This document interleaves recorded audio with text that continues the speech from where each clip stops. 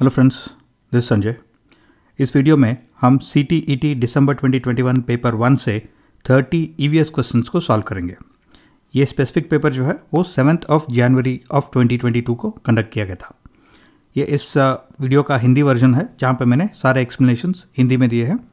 अगर आपको आंसर्स और एक्सप्लेनेशंस इंग्लिश में सुनने हैं तो हमारे चैनल पे एक और वीडियो है जहाँ पे मैंने सेम क्वेश्चंस को इंग्लिश में कवर किया है, वो आप देख सकते हैं।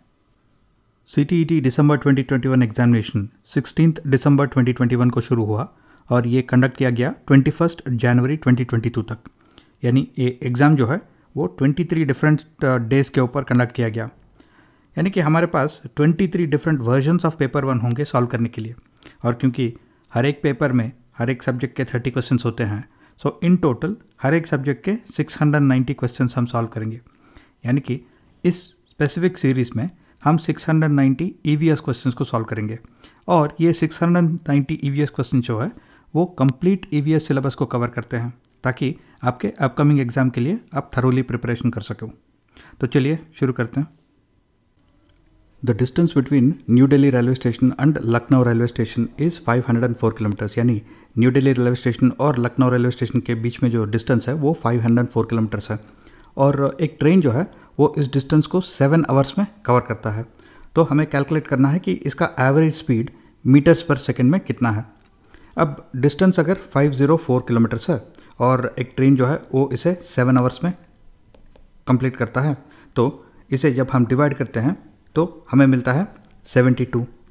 यानी ये जो है 72 किलोमीटर्स पर आवर है। यहाँ पे कुछ कैंडिडेट्स जो है वो 72 को मार्क करके आगे निकल जाते हैं, लेकिन 72 करेक्ट आंसर नहीं है क्योंकि 72 जो है वो किलोमीटर्स पर आवर में है। तो हमें इसे मीटर्स पर सेकंड में कैलकुलेट करना है।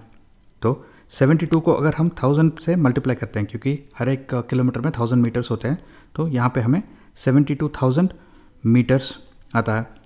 और हर एक घंटे में 60 मिनट्स होते हैं और हर एक मिनट में 60 सेकंड्स होते हैं, यानी कि हर एक घंटे में जो है वो 3600 सेकंड्स होते हैं। तो ये मीटर्स को अगर हम सेकंड से डिवाइड करते हैं तो हमें मिल जाएगा मीटर्स पर सेकंड। तो अगर हम 36 को डिवाइड करते हैं तो यहाँ मिलता है 20। यानी ये ट्रेन का एवरेज स्पीड जो था वो था 20 मीटर्स पर सेकंड। तो करेक्ट आंसर है 20 मीटर्स पर सेकंड। एक बच्ची पॉइंट X में है और वो अपने दोस्त के साथ खेलना चाहती है और उसकी दोस्त जो है वो पॉइंट Y में है। तो पहले वो 40 मीटर्स ड्यू साउथ जाती है to reach a point O। फिर वहाँ से ईस्ट की तरफ ट्रैवल करती है Y रीच करने के लिए और डिस्टेंस O से Y तक 30 मीटर्स है।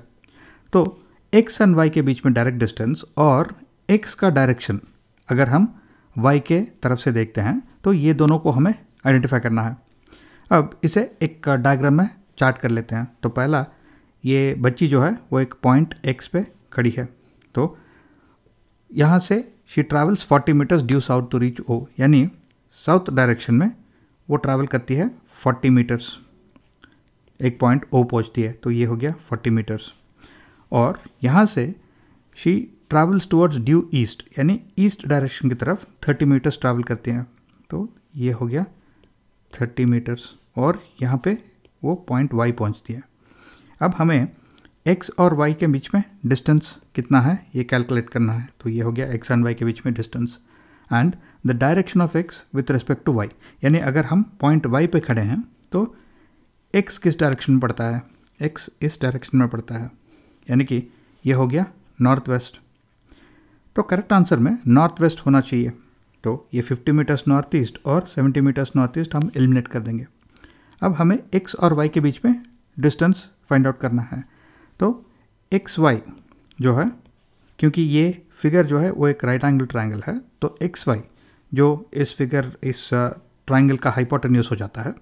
तो फॉर्मूला है square root of 40 square plus 30 square, यानी XY is equal to square root of 1600 plus 900, यानी XY is equal to square root of 2500, यानी XY इज इक्वल टू 50। तो 50 मीटर्स और नॉर्थ वेस्ट, ये करेक्ट आंसर है। तो 50 metres north west, तो ये करेक्ट आंसर है। Select from the following the true statement about sloths, यानी जो 4 स्टेटमेंट्स यहाँ पे दिए गए हैं उनमें से हमें करेक्ट स्टेटमेंट आइडेंटिफाई करना है स्लॉथ के बारे में। ये क्वेश्चन लिया गया है NCERT class 5 EVS text book super census chapter से, जिसमें हमें स्लॉथ बल्कि एक जानवर के बारे में कुछ इन्फॉर्मेशन दिया गया है। अब यहाँ पे बताया गया है कि ये स्लॉथ जो है वो ऑलमोस्ट 17 आवर्स ए डे सोता है, hanging upside down on a tree branch, और ये स्लॉथ जो है इट लिव्स फॉर 40 ईयर्स। तो अगर हम आंसर चॉइसेस को देखते हैं तो पहला वाला बोल रहा है इट लिव्स फॉर 40 ईयर्स, तो ये करेक्ट है। Next, sloth lives for around 10 years, तो ये ऑप्शन हम एलिमिनेट कर देंगे। Next, sloths live for about 40 years, तो ये करेक्ट है। Last one, sloths live for around 88 years, तो ये ऑप्शन भी हम एलिमिनेट कर देंगे। अब हमारे पास 2 ऑप्शन बचे हैं, 1 और 3। तो नेक्स्ट पीस ऑफ इंफॉर्मेशन जो हमें वेरीफाई करना है वो है कि ये दे मूव अराउंड 50 ट्रीज या फिर 8 ट्रीज। अब जो इन्फॉर्मेशन दिया गया है टेक्स्ट बुक में वो आगे पढ़ते हैं, तो बताते हैं कि sloth lives for around 40 years and in that time they move only around 8 trees, right. तो 8 ट्रीज जो है वो करेक्ट आंसर है। तो तीसरा वाला ऑप्शन की sloths live for around 40 years and in that time they move around 8 trees, ये करेक्ट आंसर है। Excess cutting off forests can lead to the following possibilities, यानी अगर हम पेड़ों को और जंगलों को काटते हैं तो इनमें से कौन से स्टेटमेंट्स जो है वो करेक्ट है आइडेंटिफाई करना है। तो ये क्वेश्चन जो है ये लिया गया है क्लास 7 साइंस टेक्स्ट बुक में फॉरेस्ट आर लाइफलाइन से। तो उस टेक्स्ट बुक में उस चैप्टर में जो इन्फॉर्मेशन दिया गया है उसे अगर हम पढ़ते हैं तो ईजिली हम आंसर कर सकते हैं। नहीं तो भी ये क्वेश्चन जो है ये बेसिक सिंपल कॉमन सेंस वाला क्वेश्चन है। अगर एक एक करके ऑप्शंस पढ़ते हैं तो ईजिली हम आंसर पे पहुंच सकते हैं। जैसे कि पहला स्टेटमेंट बोल रहा है near by areas will be cooler. अब पेड़ काटते हैं, जंगल काटते हैं तो उससे टेम्परेचर बढ़ता है, घटता नहीं। तो ये स्टेटमेंट इनकरेक्ट है, क्योंकि ए इनकरेक्ट स्टेटमेंट है। तो जो भी आंसर चॉइस में ए है वो भी इनकरेक्ट है। तो स्टेटमेंट 1 को हम एलिमिनेट कर देंगे क्योंकि इसमें ए है, और ऑप्शन 3 को भी हम एलिमिनेट कर देंगे क्योंकि इसमें भी ए है। Next, percolation of rain water will be reduced, यानी पेड़ काटने से या फिर जंगल काटने से जो है वो बारिश का पानी बह जाता है, वो ज़मीन के अंदर नहीं जाता। यानी ज़मीन के अंदर नहीं जाता तो वो ग्राउंड वाटर को रिचार्ज नहीं कर पाता। यानी कि जो कुएं में या बोरवेल में जो हम पानी देखते हैं ग्राउंड वाटर, वो कम होता जाता है अगर हम जंगल काट देते हैं या फिर पेड़ काट देते हैं तो, राइट। तो percolation of rain water will be reduced, ये करेक्ट स्टेटमेंट है। तो करेक्ट ऑप्शन में बी होना चाहिए। अब क्योंकि हमारे पास 2 ऑप्शन बचे हैं तो सिर्फ लास्ट वाले ऑप्शन में बी है, राइट। तो करेक्ट आंसर यही है।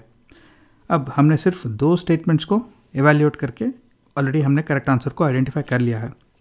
फिर भी बाकी स्टेटमेंट्स को भी हम एवेल्यूएट कर सकते हैं। जैसे कि तीसरा स्टेटमेंट बोल रहा है कि run of rain water will carry away soil, यानी अगर हम पेड़ काट देते हैं तो बारिश जो ज़मीन पे गिरता है वो बह के नदियों में, झरनों में मिल जाता है। तो क्योंकि वो अब पेड़ नहीं है उसे रोकने के लिए, तो वो बहुत ही तेज़ी से बह जाता है, और जब वो बह रहा है तो वो मिट्टी को भी अपने साथ बहा कर ले जाता है। यानी कि run of rain water it will carry away soil, वो मिट्टी को भी बहा के ले जाता है। यानी कि स्टेटमेंट सी भी करेक्ट है। तो बी और सी करेक्ट है, यहाँ पे बी एंड सी, तो ये करेक्ट आंसर है। अब लास्ट वाला है level of ground water will increase, ये कम्प्लीटली गलत स्टेटमेंट है, क्योंकि पेड़ काटने से बारिश का पानी जो है वो ज़मीन के अंदर नहीं जा पाता क्योंकि वो बह जाता है। तो percolation of rain water will be reduced, right.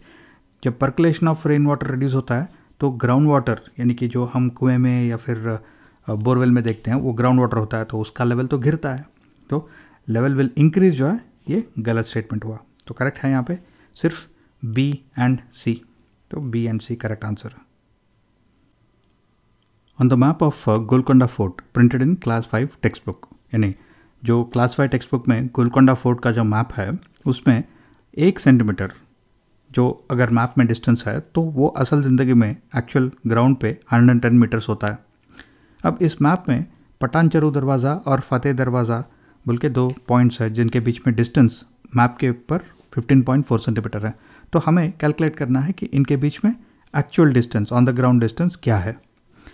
अब क्योंकि यहाँ पे मैप में 1 सेंटीमीटर जो है ये 110 मीटर्स है, तो इन दोनों पॉइंट्स के बीच में अगर डिस्टेंस 15.4 सेंटीमीटर्स है तो हमें कैलकुलेट करना है कि यहाँ पे कितने मीटर्स होते हैं। तो ये सिंपल क्रॉस मल्टीप्लिकेशन है। अब 15.4 इंटू 110, तो आंसर है यहाँ पे 1694 मीटर्स। अब क्योंकि सारे आंसर चॉइसेस जो है वो किलोमीटर्स में है और ये हमें मीटर्स में इनका डिस्टेंस मालूम है, तो इसको अगर हम 1000 से डिवाइड करते हैं, क्योंकि हर एक किलोमीटर में 1000 मीटर्स होते हैं, तो इसको अगर हम 1000 से डिवाइड करते हैं तो हमें 1.694 मिलता है। तो ये है किलोमीटर्स में, तो 1.694 किलोमीटर्स ये करेक्ट आंसर है। The 3 neighbouring states surrounding Mizoram are what, यानी मिजोरम के जो नेबरिंग स्टेट्स है वो कौन से हैं, ये हमें आइडेंटिफाई करना है। अब ये बहुत ही इंपॉर्टेंट क्वेश्चन है क्योंकि हर साल एटलीस्ट एक क्वेश्चन होता है बेस्ड ऑन इंडिया मैप, तो आपको थरोली फेमिलियर होना चाहिए इंडिया मैप को लेके, और सारे स्टेट्स के कैपिटल्स और ये स्टेट्स कहाँ पे लोकेटेड है, ये क्या इंडियन ओशन की तरफ आते हैं या फिर बे ऑफ बंगाल की तरफ आते हैं, ऐसा सारा इन्फॉर्मेशन आपको याद कर लेना चाहिए। अब ये क्वेश्चन पूछ रहा है कि the 3 neighbouring states surrounding Mizoram are what, तो इंडिया मैप में मिजोरम यहाँ पे आता है, और जो 3 स्टेट्स मिजोरम से बॉर्डर शेयर करते हैं वो है त्रिपुरा, असम और मणिपुर। तो अगर ऑप्शंस को देखते हैं तो लास्ट वाला है त्रिपुरा, असम और मणिपुर, तो ये करेक्ट आंसर है। In which of the following states or union territories of India the village council of forests on the hills holds a special meeting and through a lottery decides which family will get how much land that year for farming? इस question में ये पूछ रहे हैं कि इनमें से कौन से स्टेट्स या यूनियन टेरिटरी में एक स्पेशल प्रोसेस फॉलो किया जाता है जहाँ पे विलेज काउंसिल यानी कि जो पंचायत होता है वो एक स्पेशल मीटिंग कंडक्ट करता है, जिसमें लॉटरी के द्वारा ये डिसाइड किया जाता है कि उस साल हर एक फैमिली को कितना लैंड मिलेगा खेती करने के लिए। तो ये प्रोसेस जो है ये किस स्टेट में फॉलो करते हैं आइडेंटिफाई करना है। ये क्वेश्चन लिया गया है क्लास 5 EVS टेक्स्ट बुक में हुज फॉरेस्ट चैप्टर में, जहाँ पे ये लिखा गया है कि मिज़ोरम में एक स्पेशल प्रोसेस फॉलो किया जाता है जहाँ पे पूरा ज़मीन जो है वो पूरे विलेज को बिलोंग करता है, तो the land belongs to the whole village and not separate people. अब हर साल एक विलेज काउंसिल या फिर पंचायत का एक मीटिंग कंडक्ट किया जाता है जिसमें एक लॉटरी निकालते हैं ताकि हर एक फैमिली को लैंड अलॉट किया जाए खेती के लिए। तो ये प्रोसेस जो है वो मिज़ोरम में फॉलो किया जाता है, तो यहाँ पे आंसर है Mizoram. Mount Everest is a part of which of the following, यानी माउंट एवरेस्ट जो है वो कहाँ पे लोकेटेड है। अब ये थोड़ा ट्रिकी क्वेश्चन है क्योंकि आंसर की रेफ़र करते हैं तो वो बोलता है कि माउंट एवरेस्ट नेपाल में है, लेकिन माउंट एवरेस्ट एक्चुअली नेपाल और तिब्बत के बॉर्डर पे है, यानी इन दोनों के बीच में जो बॉर्डर आता है वो एक्चुअली माउंट एवरेस्ट के थ्रू जाता है। और जो लोग एवरेस्ट क्लाइंब करने जाते हैं वो तिब्बत के साइड से भी क्लाइंब कर सकते हैं या फिर नेपाल के साइड से भी क्लाइंब कर सकते हैं। हालांकि नेपाल से साइड से क्लाइंब करना ज़्यादा पॉपुलर है, लेकिन बहुत सारे लोग जो है वो तिब्बत के साइड से भी क्लाइंब करते हैं। Identify A reversible change from the following, यानी इनमें से कौन सा एक चेंज या फिर रिएक्शन जो है वो रिवर्सिबल है, ये हमें आइडेंटिफाई करना है। ये question class 6 science text book में चेंजेस अराउंड अस चैप्टर से लिया गया है। अब अगर लास्ट वाला ऑप्शन देखते हैं, प्रिपेयरिंग बायोगैस फ्रॉम काउडंग। अब एक बार बायोगैस बन गया तो उसे फिर से काउडंग पे कन्वर्ट नहीं किया जा सकता, ये सिर्फ एक तरफा रिएक्शन है। काउडंग से बायोगैस बन सकता है लेकिन बायोगैस से काउडंग नहीं बन सकता, तो ये रिवर्सिबल रिएक्शन नहीं है, तो इसे एलिमिनेट कर देंगे। Next, preparing paneer from milk. यहाँ पे भी एक बार आप दूध से पनीर बना लेते हो तो पनीर से फिर दूध नहीं बना सकते हैं, तो ये भी रिवर्सिबल नहीं है। पहला वाला preparing A coating of plaster of Paris. अब प्लास्टर ऑफ पेरिस जो है उसमें एक बार अगर हम पानी मिला देते हैं, ये सीमेंट जैसा होता है, यानी कि एक बार सीमेंट में या फिर प्लास्टर ऑफ पेरिस में पानी मिल गया तो वो रिएक्शन शुरू हो जाता है, तो वो नेक्स्ट एक सॉलिड सब्सटेंस बन जाता है। अब फिर से उसको तोड़ेंगे, फिर से उसका पाउडर बनाएंगे तो वो फिर से एक्चुअली प्लास्टर ऑफ पेरिस में कन्वर्ट नहीं होता। तो जैसे कि सीमेंट को एक बार पानी मिला दिया, उससे कुछ बना देते हैं, तो फिर उसको तोड़ के फिर से सीमेंट बनाने की कोशिश करते हैं, तो वो वर्क नहीं करता, राइट। तो ये जो है रिवर्सिबल नहीं होता, तो इसे भी हम एलिमिनेट कर देंगे। अब प्रिपेयरिंग मोल्टन वैक्स। अब वैक्स जो है, जैसे कि आप देख सकते हैं कैंडल, तो अगर आप वैक्स को या फिर मोम को पिघलाते हो तो वो लिक्विड बन जाता है। अगर उसे थोड़ी देर ठंडा होने के लिए रखते हो तो फिर से वो सॉलिड बन जाता है। यानी प्रिपेयरिंग मोल्टन वैक्स जो है वो एक रिवर्सिबल चेंज है। तो ये आंसर ऑप्शन 2 है। Consider the following characteristic features of roots found in different trees and plants. यहाँ पे हमें 5 स्टेटमेंट दिए गए हैं और हमें आइडेंटिफाई करना है कि इनमें से कौन से स्टेटमेंट करेक्ट है बैनियन ट्रीज के बारे में, यानी बरगद के पेड़ के बारे में। अब आपने बरगद का पेड़ देखा है तो उसके ब्रांचेस से जो है कुछ ब्रांचेस जैसे ही स्ट्रक्चर्स आपको दिखाई देंगे जो ज़मीन की तरफ ग्रो कर रहे हैं, जो एक्चुअली ब्रांचेस से हैंग कर रहे हैं, या तो वो हवा में लटके हुए हैं या फिर अगर ज़मीन पहुंच गए तो ज़मीन के अंदर ग्रो हो जाते हैं। यानी कि वो जो हैंगिंग ब्रांचेस जैसे दिखते हैं वो एक्चुअली उसके रूट्स होते हैं। तो ये पहला statement, looks like hanging branches of the tree but they are actually its roots, ये करेक्ट स्टेटमेंट है। तो ए करेक्ट है। अब ऑप्शंस को देखते हैं तो सब में ए है, यानी कि ये स्टेटमेंट डेफिनेटली करेक्ट है। Next, the length of the root is about 30 times the height of the tree. अब ये जो स्टेटमेंट है ये मेंशन किया गया है in the context of desert oak और बैनियन ट्री के बारे में नहीं। तो ये स्टेटमेंट बी जो है ये गलत है। तो अगर हम ऑप्शंस को देखते हैं तो सेकंड ऑप्शन में बी है, इसे एलिमिनेट कर देंगे। लास्ट ऑप्शन में भी बी है, इसे भी हम एलिमिनेट कर देंगे। Next, roots providing strong support to the tree like pillars. अब ये ब्रांचेस से जो रूट्स ग्रो कर रहे हैं ये जब ज़मीन पे पहुंच जाते हैं और ज़मीन के अंदर वो ग्रो होने लगते हैं तो वो पिलर के तरह एक्ट करते हैं, वो सपोर्ट करते हैं ट्री को। यानी कि ये रूट्स जो है वो एक स्ट्रॉन्ग सपोर्ट प्रोवाइड करते हैं ट्री को। तो ये स्टेटमेंट सी जो है वो करेक्ट है। अब जो बचे हुए ऑप्शंस है दोनों में सी है, यानी ये स्टेटमेंट करेक्ट है। Next, roots storing food materials. अब कैरेट एक रूट होता है जिसमें फूड मटेरियल स्टोर करता है प्लांट। उस तरह बैनियन ट्री के जो रूट्स है वो फूड मटेरियल को स्टोर नहीं करते, राइट। तो स्टेटमेंट डी जो है वो इनकरेक्ट है। अब जो 2 ऑप्शन बचे हैं उसमें एक ऑप्शन में डी है, ऑप्शन 3 में, तो इसे हम एलिमिनेट कर सकते हैं। तो हमारे पास सिर्फ एक ही ऑप्शन बचता है, वो ए, सी एंड डी, जो करेक्ट आंसर है। अब लास्ट स्टेटमेंट जो बोल रहा है कि hanging branches grow and reach deep into the ground, ये करेक्ट है क्योंकि ये हैंगिंग ब्रांचेस जो है वो एक्चुअली रूट्स हैं और वो जब ज़मीन को टच करते हैं तो वो ज़मीन के अंदर ग्रो करने लगते हैं डीप इनटू द ग्राउंड। यानी कि ई जो है ये करेक्ट है, यानी कि ए, सी, ई करेक्ट ऑप्शन है। Consider the following statements given by a student. यानी एक बच्चा अपने बारे में इंट्रोडक्शन दे रहा है क्लास में और वो बोलता है कि मैं जिस जगह से आया हूँ वो पहाड़ी क्षेत्र है एंड इट रेन्स हेवीली, यानी हमारे यहाँ पे बहुत बारिश होती है एंड कभी कभी स्नो भी गिरता है। और जब बहुत ठंडा है तो हमें धूप में बैठना अच्छा लगता है। हमारे घर जो है वो स्टोन या वुड से बने हुए हैं। तो हमें आइडेंटिफाई करना है कि वो बच्चा किस एरिया से आया है। ये क्वेश्चन लिया गया है क्लास 3 EVS टेक्स्ट बुक में a house like this chapter से, जिसमें ये लिखा है कि एक बच्चा मनाली से आया हुआ है और वो अपना इंट्रोडक्शन देते वक्त बोलता है कि मैं जिस जगह से आया हूँ वो पहाड़ी क्षेत्र है, हमारे यहाँ पे बहुत बारिश होती है और हमारे यहाँ पे स्नो भी गिरता है कभी कभी। तो आंसर है मनाली। अब आपने ये चैप्टर नहीं भी पढ़ा है तो अगर आप इस बात पे फोकस करते हो कि जहाँ से वो बच्चा आया है वहाँ पे स्नो भी गिरता है, तो सारे ऑप्शंस को अगर आप पढ़ लोगे तो क्योंकि वहाँ पे स्नो गिरता है तो वो उदयपुर राजस्थान नहीं हो सकता और चेन्नई तमिलनाडु भी नहीं हो सकता और तिनसुकिया असम में भी स्नो नहीं गिरता। तो सिर्फ एक ही ऑप्शन बचता है, वो है मनाली, हिमाचल प्रदेश। तो ये करेक्ट आंसर है।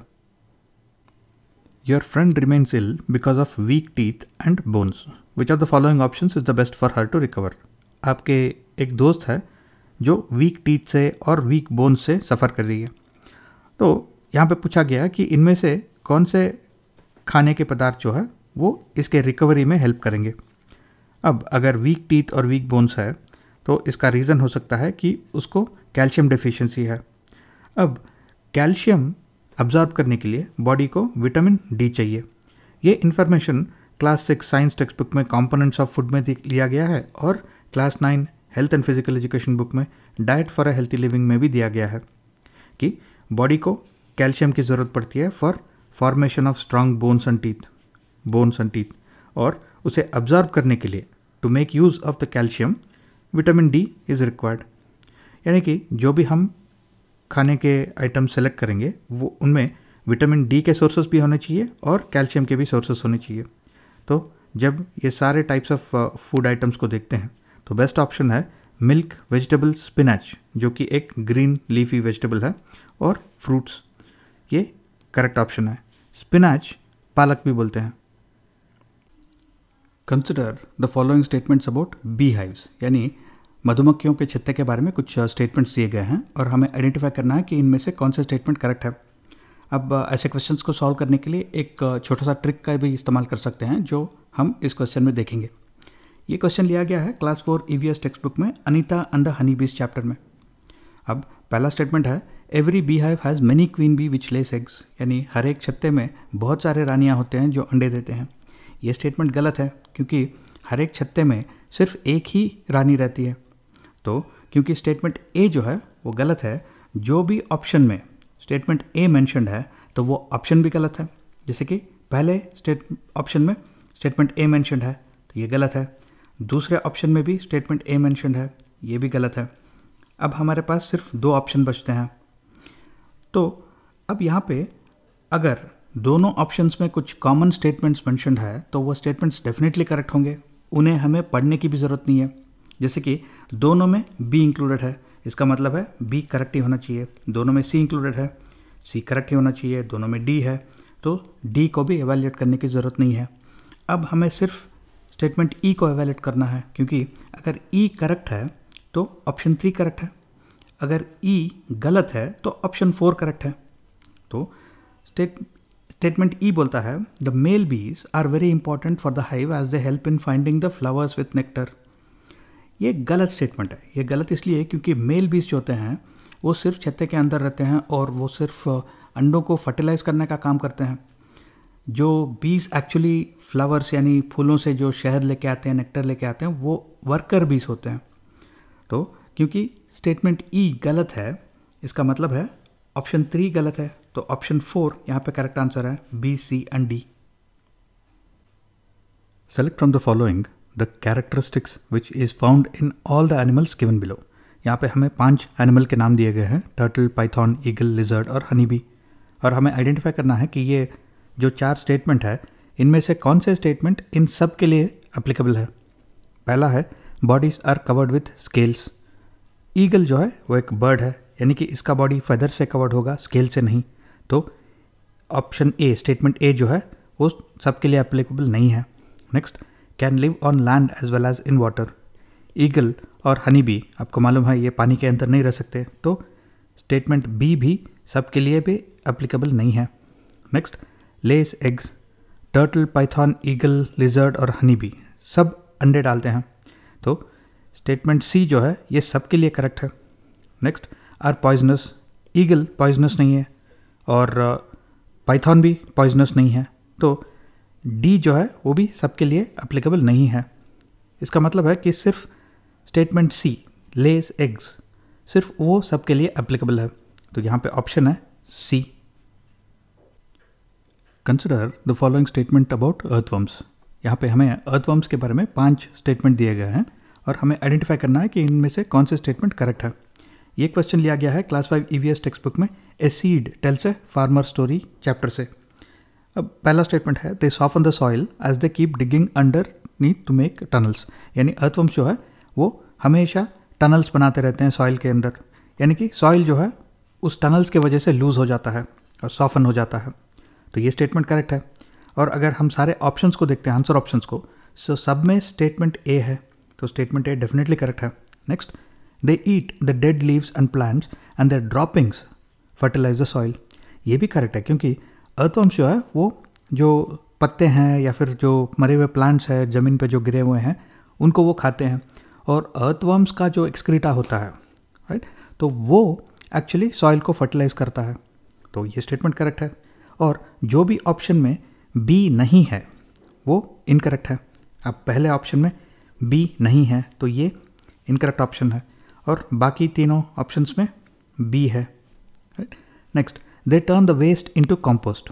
ये भी करेक्ट स्टेटमेंट है, क्योंकि ये भी वही बोल रहा है जो स्टेटमेंट बी बोल रहा है कि अर्थवर्म्स जो है वो डेड लीव्स और प्लांट्स जो कि वेस्ट है उनको खाते हैं और उनको कंपोस्ट या फिर फर्टिलाइज़र बनाते हैं। तो ये करेक्ट है। तो जो भी ऑप्शंस में सी नहीं है वो इनकरेक्ट है। तो इस ऑप्शन में सी नहीं है तो ये इनकरेक्ट है। लास्ट ऑप्शन में भी सी नहीं है तो ये भी इनकरेक्ट है। सिर्फ ऑप्शन 3 में सी है, तो करेक्ट आंसर यही होना चाहिए। अब बाकी दो स्टेटमेंट्स को भी एक बार पढ़ लेते हैं। Next, they produce compost which is costlier than the fertilizers made in factories. ये गलत स्टेटमेंट है, क्योंकि जो कंपोस्ट अर्थवर्म्स बनाते हैं वो फैक्ट्रीज में जो फर्टिलाइजर बनता है उससे चीप होता है, कॉस्टलियर नहीं होता। तो स्टेटमेंट डी जो है वो इनकरेक्ट है। लास्ट वाला, spraying chemicals that is pesticides does not affect earthworms, ये भी स्टेटमेंट गलत है, क्योंकि अगर आप सॉइल में पेस्टिसाइड स्प्रे करोगे तो अर्थवर्म्स भी मारे जाएंगे। तो करेक्ट आंसर में सिर्फ ए, बी और सी होना चाहिए। तो ए, बी और सी, तो ये करेक्ट ऑप्शन है। The child centered nature of environmental studies at primary level is due to what. यानी एनवायरमेंटल स्टडीज जो है वो एक चाइल्ड सेंटर्ड सब्जेक्ट है। तो ये जो 4 स्टेटमेंट दिए गए हैं, हमें आइडेंटिफाई करना है कि इनमें से कौन से स्टेटमेंट्स करेक्ट है, जो कि सपोर्ट करते हैं कि ईवीएस एक चाइल्ड सेंटर्ड सब्जेक्ट है। पहला है एक्टिविटी बेस्ड लर्निंग। ये करेक्ट है, क्योंकि ईवीएस में बहुत सारा इंपॉर्टेंस दिया गया है एक्टिविटी बेस्ड लर्निंग, यानी हैंड्स ऑन, एक्सपेरिमेंटल, ऑब्जर्वेशंस। तो हैंड्स ऑन जो एक्टिविटी होता है वहाँ से बहुत कुछ सीखने को मिलता है बच्चों को। तो एक्टिविटी बेस्ड लर्निंग जो है वो एक कैरेक्टरिस्टिक है एनवायरमेंटल स्टडीज़ का, करेक्ट है। नेक्स्ट, रोट लर्निंग यानी रट्टा मारना, मेमोराइजेशन। अगर हम क्लास 5 ईवीएस टेक्स्ट बुक में इंट्रोडक्शन पार्ट में a note for teachers and parents पढ़ते हैं तो उसमें क्लियरली लिखा है कि रोट लर्निंग या फिर रट्टा मारना, मेमोराइजेशन जो है वो डिस्करेज किया जाता है ईवीएस में। तो ये गलत है। Next, text book based learning, ये भी गलत है, क्योंकि यहाँ पे ईवीएस सिलेबस में या फिर ईवीएस टेक्स्ट बुक के इंट्रोडक्शन में लिखा गया है कि टेक्स्ट बुक ही नॉलेज का सोर्स नहीं होता। बच्चों को बहुत कुछ सीखने को मिलता है टेक्स्ट बुक के अलावा भी, यानी कि उनके टीचर्स के थ्रू, उनके पेरेंट्स के थ्रू, उनके फ्रेंड्स के थ्रू, कम्युनिटी के थ्रू। तो टेक्स्ट बुक बेस्ड लर्निंग जो है वो भी डिस्करेज किया जाता है ईवीएस में। तो सी नहीं होना चाहिए, तो सी गलत है। Next, involvement of the school, home and the community for learning. ये करेक्ट है, क्योंकि जब हम चाइल्ड सेंटर्ड का मेन मीनिंग जो देखते हैं तो उसका मतलब यह है कि चाइल्ड जो है वो लर्निंग का सेंटर में है, और लर्निंग जो है या फिर टीचिंग जो है वो स्कूल के थ्रू हो रहा है, घर पे यानी होम से हो रहा है, और कम्युनिटी से भी हो रहा है। यानी ये टीचिंग एंड लर्निंग प्रोसेस में child is at the centre, तो चाइल्ड सेंटर्ड हो गया। तो ये स्टेटमेंट डी जो है वो करेक्ट है। तो करेक्ट ऑप्शन में ए एंड डी होना चाहिए, तो A and D only correct answer है। The objective of environmental studies at a primary level is what. यानी कि एनवायरमेंटल स्टडीज़ के ऑब्जेक्टिव्स क्या है हमें आइडेंटिफाई करने हैं। यहाँ पे हमें 4 स्टेटमेंट दिए गए हैं, तो हमें आइडेंटिफाई करना है कि इनमें से कौन से स्टेटमेंट्स करेक्ट है एनवायरमेंटल स्टडीज़ के ऑब्जेक्टिव्स के बारे में। पहला स्टेटमेंट है to encourage children to reflect on their own learning. ये करेक्ट स्टेटमेंट है, क्योंकि बच्चों को जो है उनको स्कूल में कुछ इन्फॉर्मेशन, कुछ कॉन्सेप्ट्स, कुछ आइडियाज़ दिया जाते हैं, वो अपने फैमिली में कुछ सीखते हैं, अपने पेरेंट्स से, अपने बड़ों से, अपने एल्डर्स से, अपने फ्रेंड्स से, और उनके कम्युनिटी में से भी कुछ सीखते हैं। तो बच्चे जो है ये सारे bits and pieces of information को मिला के उसके ऊपर मन ही मन कुछ रिफ्लेक्ट करते हैं, कुछ सोचते हैं, तो उनको नॉलेज एक्चुअली उनके मन में ही, उनके दिमाग में ही डेवलप होता है। तो to encourage children to reflect on their own learning, ये करेक्ट स्टेटमेंट है। Next, to make children able to solve environmental problems, ये भी करेक्ट स्टेटमेंट है, क्योंकि ईवीएस में जो है पोल्यूशन या फिर wastage of resources like water, तो ऐसे प्रॉब्लम्स के बारे में, एनवायरमेंटल प्रॉब्लम्स के बारे में इंफॉर्मेशन दिया गया है। तो इसका रीज़न यह है कि बच्चे जो है खुद अपने लेवल पे, अपने फैमिली में, अपने सराउंडिंग्स में ऐसे प्रॉब्लम्स को सॉल्व कर सके। तो ये बी भी करेक्ट है। Next, to engage children to create new knowledge, ये भी करेक्ट स्टेटमेंट है, और ये स्टेटमेंट वही बोल रहा है जो स्टेटमेंट ए बोल रहा है। वो ये बोल रहा है कि बच्चों को जो है स्कूल में अपने टीचर से, अपने फैमिली से, अपने कम्युनिटी से, अपने फ्रेंड से थोड़े bits and pieces of information, knowledge, concepts, ideas सब मिल जाते हैं। तो बच्चे जो है इन सब को मन ही मन मिलाते हैं और ये सारा जो इन्फॉर्मेशन है उससे नया नॉलेज डेवलप करते हैं। तो सी करेक्ट स्टेटमेंट है। लास्ट वाला है to treat children as receiver of fixed body of knowledge. ये गलत स्टेटमेंट है, क्योंकि इस कॉन्सेप्ट को जो है जग एंड मग अप्रोच बोलते हैं। यानी कि हम बच्चों को एक जग की तरह सोच रहे हैं कि बच्चा जो है वो एक रिसीवर की तरह है, एक जग की तरह, जिसमें टीचर्स या फिर स्कूल जो है वो नॉलेज पोर करते हैं तो बच्चे रिसीव कर लेते हैं उसको। और इस अप्रोच में बेसिक आइडिया ये है कि बच्चों का कोई इसमें रोल नहीं है नॉलेज डेवलप करने में। तो ये गलत है, क्योंकि बच्चे जो है ये सारा जो इन्फॉर्मेशन उनको मिल रहा है उसको लेके वो खुद अपना ही नॉलेज बनाते हैं। तो ये जग एंड मग अप्रोच जो है वो एनवायरमेंटल स्टडीज़ में गलत है, उसका ऑब्जेक्टिव नहीं हो सकता। तो स्टेटमेंट डी जो है वो इनकरेक्ट है। तो करेक्ट आंसर ऑप्शन में ए, बी एंड सी होना चाहिए। तो A, B and C correct answer है। Which of the following statements is true in relation to environmental studies at a primary level? यानी कि ये जो 4 ऑप्शन है, 4 स्टेटमेंट है, उनमें से कौन से करेक्ट है एनवायरमेंटल स्टडीज़ के बारे में। अगर हम एनवायरमेंटल स्टडीज़ का डेफिनेशन देखते हैं या फिर उसके बारे में जो इन्फॉर्मेशन दिया गया है EVS सिलेबस डॉक्यूमेंट में या फिर NCF में जो इन्फॉर्मेशन दिया गया है, तो इन सब में एक ही बात बताया गया है कि एनवायरमेंटल स्टडीज़ जो है वो एक ऐसा सब्जेक्ट है जिसमें साइंस, सोशल साइंस और एनवायरमेंटल एजुकेशन को मिलाया जाता है। यानी कि it is an integration of science, social science and environmental education. तो पहला जो ऑप्शन है वो बता रहा है कि environmental studies integrates the concepts and issues of science, social science and environmental education. तो ये करेक्ट आंसर है। बाकी 3 स्टेटमेंट्स को भी देख लेते हैं। Next one, use a single teaching learning method for developing creativity. ये गलत है, क्योंकि EVS में जो है क्लासरूम टीचिंग का इस्तेमाल किया जाता है, एक्सपेरिमेंटेशन का इस्तेमाल किया जाता है, फील्ड विजिट्स का इस्तेमाल किया जाता है, डिस्कशंस का इस्तेमाल किया जाता है। तो ऐसे बहुत सारे अप्रोचेस या टीचिंग एंड लर्निंग मेथड्स का इस्तेमाल होता है EVS में। तो ये single teaching and learning method अगर बोलते हैं तो वो गलत है। Next, EVS text books are the only resource for its learning. अगर हम EVS टेक्स्ट बुक में जो इंट्रोडक्शन पार्ट है वहाँ पे पढ़ते हैं तो उसमें भी क्लियरली लिखा गया है कि text books are not the only source of knowledge.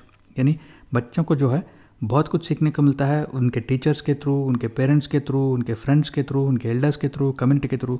तो सिर्फ टेक्स्ट बुक्स अकेले रिसोर्स नहीं होते इन लर्निंग के। तो ये भी गलत ऑप्शन है। लास्ट वाला है इट इज़ टीचिंग बेस्ड। ये भी गलत स्टेटमेंट है, क्योंकि EVS में जो है बहुत सारे मेथड्स का इस्तेमाल होता है। कुछ तो बच्चों को क्लास में सिखाया जाता है थ्रू टीचिंग, और फिर बच्चे खुद कुछ नॉलेज डेवलप करते हैं through observation, experimentation, field visits, interaction with other members such as community. तो इट इज़ टीचिंग बेस्ड जो है, अगर सिर्फ उतना ही बोलते हैं तो वो गलत है, क्योंकि वो सिर्फ EVS जो है it is not just teaching based.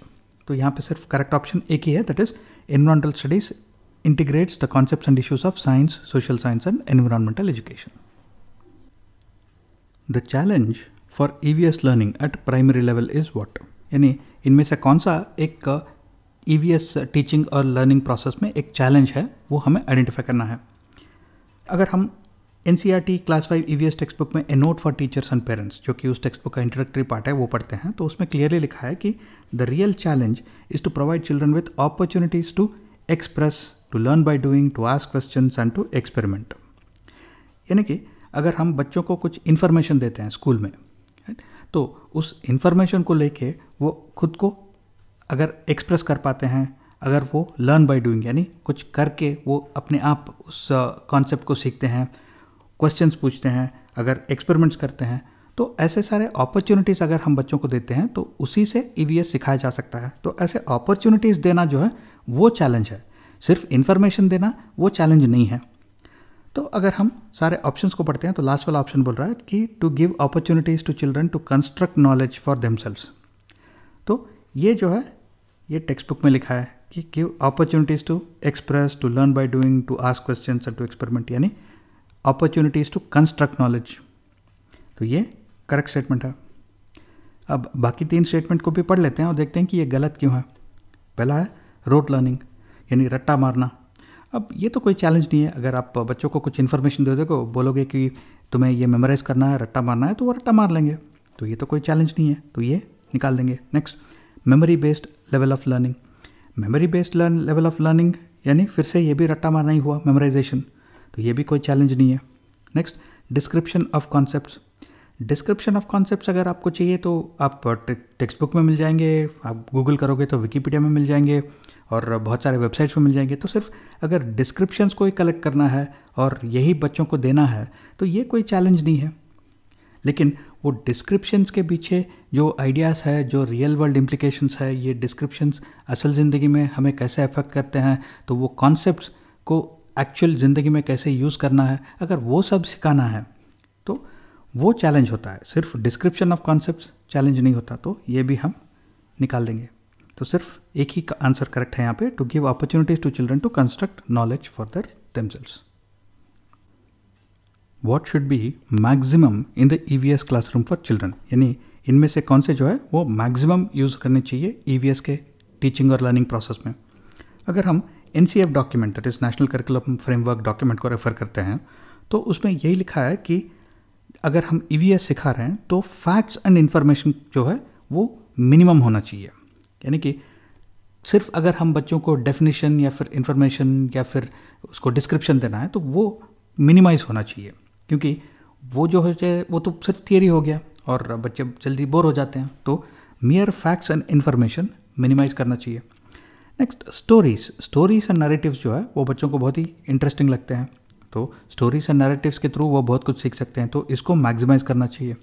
Next, experiential learning, यानी बच्चों को खुद अगर एक्सपेरिमेंट करके कुछ सीख सकते हैं, कुछ ऑब्जर्व करके सीख सकते हैं, फील्ड विजिट करके सीख सकते हैं, तो उससे जो है EVS teaching and learning process जो है वो ज़्यादा इफेक्टिव होता है। तो एक्सपीरियंशियल लर्निंग को मैक्सिमाइज करना चाहिए। Next, provision for debates. बच्चे जो है पीयर लर्निंग, यानी एक दूसरे से बहुत कुछ सीख सकते हैं। अगर वो क्लासरूम में डिबेट कर रहे हैं और उनका नॉलेज दूसरों के नॉलेज के साथ कंपेयर कर रहे हैं तो उनको बहुत कुछ सीखने को मिलता है। तो प्रोविजन फॉर डिबेट्स को भी मैक्सिमाइज करना चाहिए, यानी कि ए, बी एंड सी तीनों को मैक्सिमाइज करना चाहिए और फैक्ट्स एंड इन्फॉर्मेशन ये जो है ये मिनिमम होना चाहिए। तो A, B and C correct answer है, तो ए, बी एंड सी ये करेक्ट आंसर है। सब theme in the syllabus of EVS eight a primary level is what, यानी कि इनमें से कौन सा ईवीएस का एक सब थीम है। अब जैसे कि आपको मालूम है ईवीएस में 6 थीम है, family and friends, food, water, shelter, travel and things we make and do. और जो पहला थीम है फैमिली एंड फ्रेंड्स, उसके अंडर 4 सब थीम है, वो है relationships, work and play, animals and plants. तो जब हम ऑप्शंस को देखते हैं तो पहला फैमिली एंड फ्रेंड्स जो है वो थीम है, शेल्टर भी एक थीम है और लास्ट वाला ट्रैवल भी एक थीम है। सिर्फ प्लांट्स जो है वो एक्चुअली एक सब थीम है अंडर फैमिली एंड फ्रेंड्स। तो करेक्ट आंसर है plants. Meaningful learning of EVS can be given through which of the following, यानी इनमें से कौन से ऐसे प्रोसेस है, टेक्निक्स है जो ईवीएस को मीनिंगफुली सिखाने में काम आते हैं। अब इसको आंसर करने के लिए हम NCERT learning outcomes at elementary stage document को रेफर कर सकते हैं, जो कि मोर और लेस हमें डायरेक्ट आंसर तक ले जाता है, क्योंकि वो बात करता है थीमेटिक अप्रोच के बारे में, एक्सपेरिमेंटेशन के बारे में, यूजेज ऑफ नरेटिव्स के बारे में। या फिर हम ईवीएस सिलेबस को भी अगर डिटेल में पढ़ लेंगे तो भी हमें आंसर मिल जाएगा, या फिर जो ईवीएस के टेक्स्ट बुक्स है उनके इंट्रोडक्टरी पार्ट को हम रेफ़र करेंगे तो भी हमें आंसर मिल जाएगा। लेकिन हमने अगर ये सारे डॉक्यूमेंट्स ठीक से नहीं भी पढ़े हैं तो भी हमें आंसर इजीली मिल जाएगा अगर हमें बेसिक आइडिया है ईवीएस के बारे में। जैसे कि अगर हम ये चारों स्टेटमेंट्स को इवैल्यूएट करते हैं तो पहला बोल रहा है by organizing EVS content thematically, क्योंकि ईवीएस कंटेंट थीम्स में ऑर्गेनाइज किया जाता है। तो ईवीएस में 6 थीम्स है, ये तो आपको मालूम है। इसका मतलब है स्टेटमेंट ए जो है वो करेक्ट है, यानी करेक्ट आंसर में ए होना चाहिए। तो दूसरा ऑप्शन जो सी एंड डी बोल रहा है और तीसरा ऑप्शन जो बी सी एंड डी बोल रहा है, इन दोनों को हम एलिमिनेट कर सकते हैं क्योंकि उनमें ए नहीं है। अब ऑप्शंस को देखते हैं तो पहले में ए है जो हमें मालूम है करेक्ट है। नेक्स्ट दोनों में बी है, इसका मतलब है हमें स्टेटमेंट बी को एवेल्यूएट करने की ज़रूरत ही नहीं है। अब हमें सिर्फ स्टेटमेंट डी और सी को एवेल्यूएट करना है। अगर डी करेक्ट है तो ये ऑप्शन करेक्ट होगा, अगर सी करेक्ट है तो ये ऑप्शन करेक्ट होगा। अब स्टेटमेंट सी को देखते हैं। ये बोल रहा है बाय एक्सपेरिमेंटेशन। जैसे कि हम जानते हैं ईवीएस में experimentation, hands on learning, observation, ऐसे एक्टिविटीज़ को बहुत सारा इंपॉर्टेंस दिया गया है, यानी कि सी जो है वो करेक्ट स्टेटमेंट है। तो क्योंकि सी करेक्ट है तो द लास्ट ऑप्शन वो करेक्ट आंसर होना चाहिए। अब बाकी जो दो ऑप्शन है वो भी एक बार पढ़ लेते हैं ताकि हमें समझ में आए कि ये करेक्ट आंसर्स क्यों नहीं है। ऑप्शन बी बोल रहा है, स्टेटमेंट बी बोल रहा है by real dialogues and narratives. ये रियल डायलॉग्स एंड नरेटिव्स जो है ये करेक्ट है, क्योंकि नरेटिव्स स्टोरीज होते हैं। तो ये बताया गया है कि ईवीएस को सिखाने के लिए स्टोरीज और नरेटिव्स का इस्तेमाल करते हैं, तो बच्चों को ज़्यादा इंटरेस्ट आएगा इनमें, बच्चे समझ सकते हैं, क्योंकि आप एक कॉन्सेप्ट को या फिर एक थियरी को एक स्टोरी के थ्रू उनको समझा रहे हो तो उनको ज़्यादा इंटरेस्टिंग लगेगा। तो इसका मतलब है बी जो है वो करेक्ट है, और हमारे जो करेक्ट आंसर है उसमें बी है। और लास्ट वाला by oral assessment of answers given by students, अब ये गलत स्टेटमेंट है। ये गलत इसलिए है क्योंकि ईवीएस को असेस करने के लिए सिर्फ ओरल असेसमेंट का इस्तेमाल नहीं किया जाता, बहुत सारे असेसमेंट टेक्निक होते हैं ईवीएस में। तो सिर्फ ओरल असेसमेंट अगर यहाँ पे दिया हुआ है तो ये स्टेटमेंट गलत है, यानी कि डी जो है वो गलत है। तो इस तरह भी हम करेक्ट आंसर तक पहुँच सकते हैं, जो कि ए बी सी है। In relation to EVS contextualising means what, यानी कि ईवीएस के नज़रिए से कॉन्टेक्चुअलाइजिंग का मतलब क्या है। अब अगर हम NCERT learning outcomes at the elementary stage document ठीक से पढ़ते हैं तो उसमें ये कॉन्टेक्चुअल लर्निंग के बारे में लिखा गया है। तो थियोरेटिकली अगर हम ये डॉक्यूमेंट को रेफ़र करते हैं तो हम इस क्वेश्चन को आंसर कर सकते हैं, या फिर अगर हम ये कॉन्टेक्स्ट वर्ड का मीनिंग समझ लेते हैं तो भी हम इस क्वेश्चन को आंसर कर सकते हैं। अब कॉन्टेक्स्ट जो है उसका एक सिंपल मीनिंग होता है इन रिलेशन टू। जैसे कि अगर मैं बोलता हूँ कि एक बच्चा जो है वो 20 किलोमीटर पर आवर स्पीड पर जा रहा था, राइट, तो सिर्फ 20 किलोमीटर पर आवर के स्पीड पर जा रहा था बोले तो उससे ज़्यादा कुछ इन्फॉर्मेशन नहीं मिलता, राइट। अगर मैं आपको कॉन्टेक्स्ट देता हूँ कि he was going 20 kilometre per hour, और अगर मैं कॉन्टेक्स्ट देता हूँ कि वो कार में जा रहा था, तो इसका मतलब है वो स्लो जा रहा था, right, because 20 kilometre per hour अगर कार में जा रहा है तो वो तो स्लो ही है। अगर मैं आपको कॉन्टेक्स्ट ये देता हूँ कि 20 किलोमीटर पर आवर जा रहा था लेकिन वो साइकिल पे जा रहा था, तो 20 kilometre per hour in A car is fast. तो ये 20 किलोमीटर पर आवर का जो मीनिंग है, जो इम्पोर्टेंस है, वो बदल जाता है अगर मैं आपको उसका कॉन्टेक्स्ट ठीक से समझा देता हूँ। यानी कि वो किसके रिलेशनशिप में बात कर रहा हूँ वो अगर मैं समझा देता हूँ, कार के रिलेशनशिप में या फिर साइकिल के रिलेशनशिप में, तो आप उसका अलग ही मीनिंग निकाल सकते हो। तो इसे बोलते हैं कॉन्टेक्स्ट, यानी दो चीज़ों को रिलेट करना।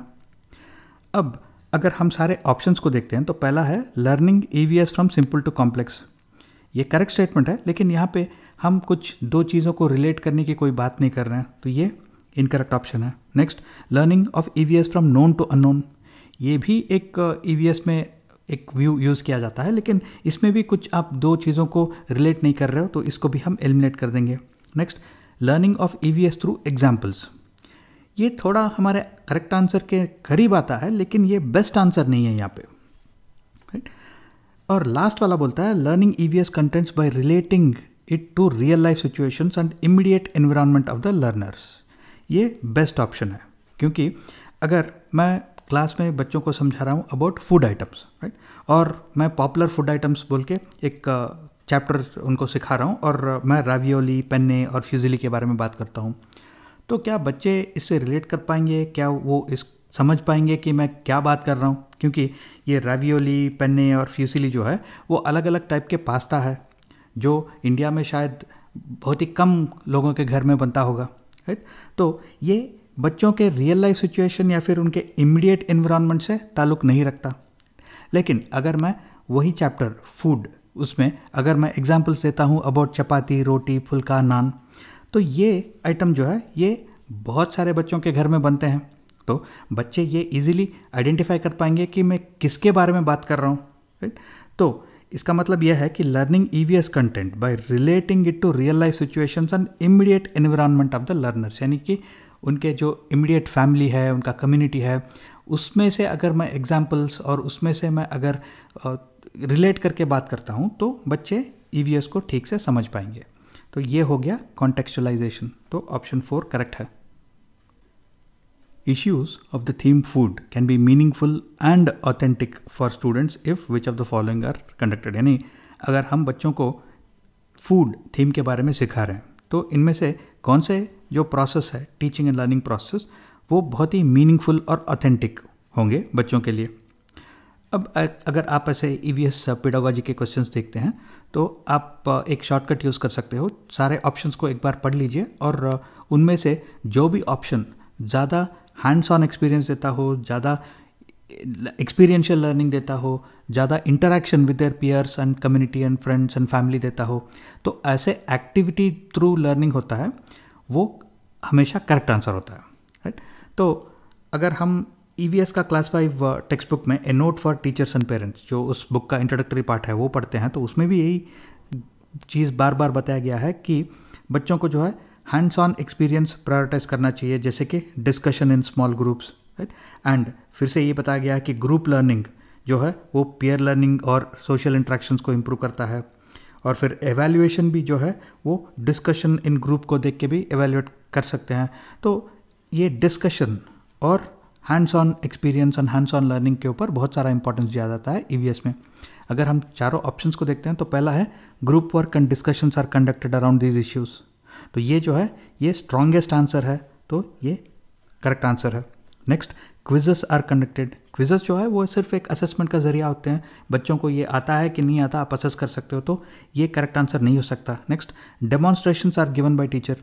डेमॉन्स्ट्रेशंस डेफिनेटली बहुत ही हेल्पफुल होते हैं और ये क्विजेस से ज़्यादा मायने रखते हैं, लेकिन अगर हम ऑप्शन 1 से कंपेयर करते हैं तो ये उतना स्ट्रांग नहीं है, तो इसको भी हम एलिमिनेट कर देंगे।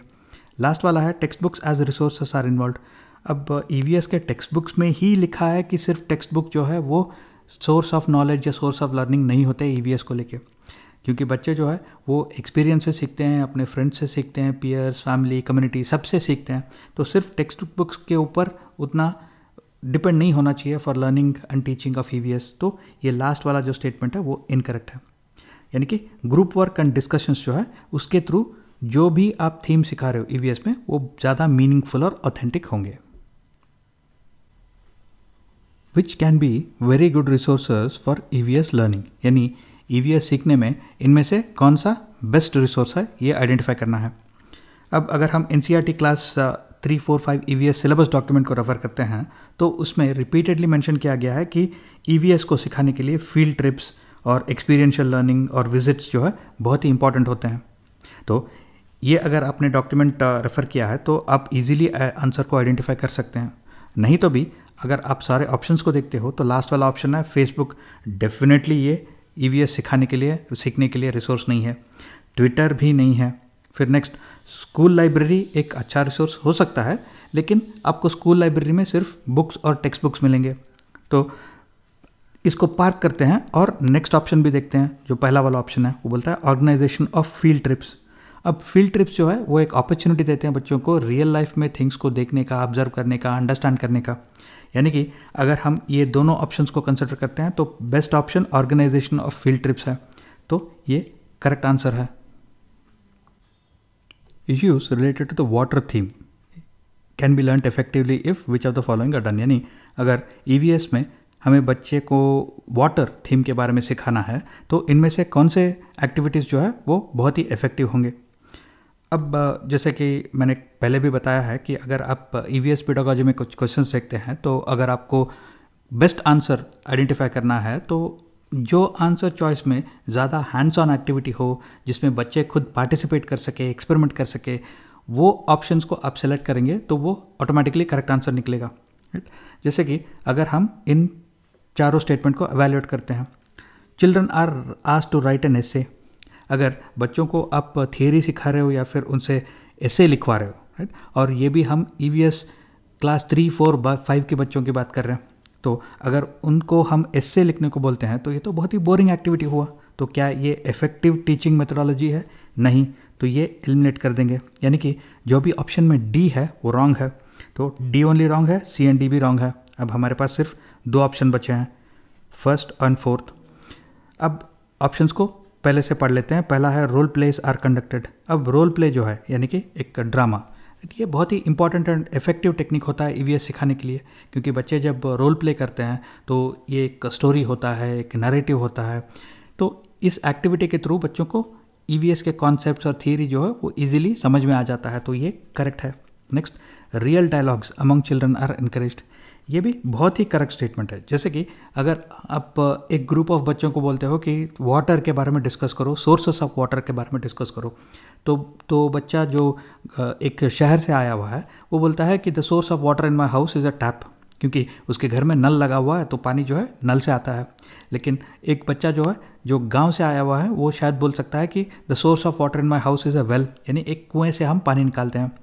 तो जो शहर का बच्चा है उसे शायद बहुत ही कम आइडिया होगा कि ग्राउंड वाटर क्या होता है, और जो गांव का बच्चा है उसको शायद इस कन्वीनियंस का ज़्यादा भाप नहीं होगा कि ये नल में से पानी कैसे आता है, राइट। सो अगर रियल डायलॉग होता है बच्चों के बीच में तो वो एक दूसरे से सीखते हैं, या ये पीयर लर्निंग होता है, तो ये बी करेक्ट है। Next, structured field trips are organized. अगर हम NCERT class 3, 4, 5 EVS syllabus document को रेफ़र करते हैं, या फिर NCERT learning outcomes at the elementary stage document को रेफ़र करते हैं, तो उसमें बहुत सारा एम्फेसिस और इम्पोर्टेंस दिया गया है विजिट्स, फील्ड ट्रिप्स और एक्सपीरियंशियल लर्निंग पे। अब स्ट्रक्चर्ड फील्ड ट्रिप्स जो है वो बहुत ही इफेक्टिव होते हैं EVS सिखाने के लिए, तो सी भी करेक्ट है। यानी कि A, B और C तीनों स्टेटमेंट करेक्ट है, तो A, B एंड C जो पहला ऑप्शन है वो करेक्ट आंसर है। EVS text books contain real incidents for the learning of EVS because of what, यानी EVS टेक्स्ट बुक में सच्ची घटनाओं को एग्जाम्पल्स के तौर पे या फिर लेसन्स के तौर पे इस्तेमाल किया जाता है, तो वो क्यों है ये हमें आइडेंटिफाई करना है। अब अगर मैं इंडियन फ्रीडम स्ट्रगल के बारे में बात कर रहा हूँ बच्चों से, और मैं सिर्फ एक ड्राई थियरी सब्जेक्ट की तरह India was colonised by the British और then India fought for freedom, then India got freedom, तो ऐसे बस थियरी से बात करता हूँ तो बच्चों को ज़्यादा उसके ऊपर इंटरेस्ट भी नहीं आएगा और उनको समझ में भी नहीं आएगा। लेकिन अगर मैं कॉन्टेक्चुअली बात करता हूँ, रियल इंसिडेंट्स को लेके एग्जाम्पल्स लेके बात करता हूँ, जैसे कि क्या हुआ था जलियांवाला बाग में, क्या हुआ दांडी मार्च में, और क्विट इंडिया मूवमेंट क्या था, तो ऐसे अगर रियल इंसिडेंट्स को मैं अगर एग्जाम्पल के तौर पे यूज़ करके अगर सिखाता हूँ तो बच्चों को एक्चुअली समझ में आएगा कि मैं क्या सिखा रहा हूँ, वो उससे बेटर रिलेट कर पाएंगे, वो उसको बेटर समझ पाएंगे, राइट। तो ये जो रियल लाइफ इंसिडेंट्स है वो एक रिच सोर्स ऑफ लर्निंग होते हैं जिनसे हमें बहुत कुछ सीखने को मिलता है, तो ये करेक्ट है। यानी कि करेक्ट ऑप्शन में जो है ए होना चाहिए। अब डी ओनली, बी ओनली, सी ओनली को हम डायरेक्टली एलिमिनेट कर सकते हैं क्योंकि सिर्फ ऑप्शन 4 में ए इंक्लूडेड है, तो करेक्ट आंसर यही होना चाहिए। अब बाकी स्टेटमेंट्स को भी देख लेते हैं। नेक्स्ट वाला, they provide contextual environment for the children, correct. अगर मैं इंडियन फ्रीडम स्ट्रगल के बारे में बात कर रहा हूँ और मैं अगर जलियांवाला बाग के बारे में बात करता हूँ, फिर दांडी मार्च के बारे में बात करता हूँ, जो कि इंसिडेंट्स इंडिया में हुए थे, इंडियन फ्रीडम स्ट्रगल को लेके हुए थे, तो बच्चे उनसे इजीली रिलेट कर पाते हैं। अगर मैं बच्चों को अमेरिकन सिविल वॉर के बारे में समझाता हूँ और उससे एग्जाम्पल लेता हूँ उन्हें इंडियन फ्रीडम स्ट्रगल के बारे में बताने के लिए, तो बच्चे क्या कनेक्ट कर पाएंगे, क्या उनको समझ में आएगा कि मैं क्या एग्जाम्पल्स दे रहा हूँ, क्यों दे रहा हूँ? नहीं ना। तो अगर मैं रियल इंसिडेंट्स फ्रॉम इंडिया का इस्तेमाल करता हूँ तो उनको एक्चुअली कॉन्टेक्चुअल एनवायरनमेंट मिलता है, तो ये करेक्ट है। Next, they provide opportunity to revisit familiar earlier events, correct है, ये भी करेक्ट है क्योंकि ये जलियांवाला बाग के बारे में और दांडी मार्च के बारे में बच्चे सीखेंगे, अलग अलग लेसन्स में सीखेंगे, अलग अलग मूवीज़ में देखेंगे, तो ये जो है ये अपॉर्चुनिटी प्रोवाइड करते हैं बच्चों को ये फेमिलियर इवेंट्स और important events from Indian history को के बारे में समझने के लिए, तो ये भी करेक्ट है। तो ए, बी एंड सी तीनों करेक्ट स्टेटमेंट्स है, तो यहाँ पे हमने ऑलरेडी आइडेंटिफाई कर लिया है। लास्ट वाला है, teachers can conduct teaching and learning process around themes of EVS easily. ये जो है ये पार्शियली करेक्ट है क्योंकि हाँ, ये अगर हम रियल इंसिडेंट्स को यूज़ करते हैं तो टीचर्स को भी थोड़ी आसानी हो जाएगी लेसन कंडक्ट करने में, ये थीम्स को फॉलो करने में, लेकिन ये बेस्ट आंसर नहीं है। तो यहाँ पे सिर्फ ए, बी एंड सी जो है वो करेक्ट आंसर है।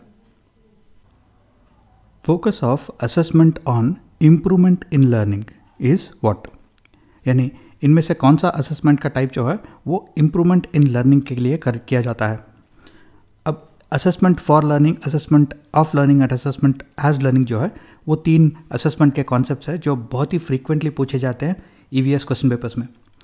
और मैंने इन तीनों कॉन्सेप्ट्स को सेपरेटली एक और वीडियो में कवर किया है।